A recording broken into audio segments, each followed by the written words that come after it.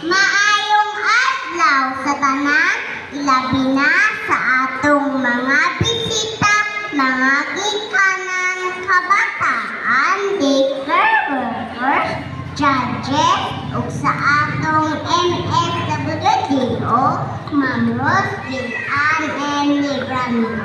Uban sa atong Mayor, Honorable Iniego C. Habagat, uspon ko maayong adlaw. Ako si Alexa Faye Acabalo King. Nagtuha sa Matubato de Center Bindoy. O tungod ni ining mauntina nga stand up, speak out, protect our children's right. Kining akong drawing, usa kini kakahoy. Gamot, lawas, sanga, ug mga bunga. Kining tulo ka sanga, mao kini sila ang balay, mga bata, ihatagag higayon sa pagdula o eskwelahan.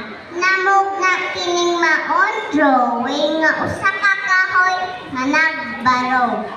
Kining maong kamot usa kini kalig-on atong mga buhan nga naghatag og kusog sa atong mga ginikan sama sa kahoy nga maoy lugiya sa kabataan nga dili mitupawag sa kadautan, pinaagi sa paghatag og katungod sa pagsalig sa ilang kaugalingon, mabistihan, mahatagan og maayong pilianan, pangalan, kalingaw, patulaon o eskwelaon, hatagan higayon sa pagpadiyag sa ilang debate ug labaw sa tanan ang pagsalig sa atong Diyos kay pinaagi ni ining maayong pagtumala kini magmalambuon magmalampuso sama sa usa ka kahoy mamunga og maayong bunga busag ang atong kabataan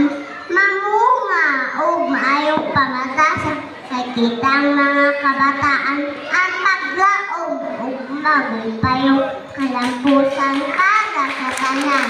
Thank you and God bless. Good luck.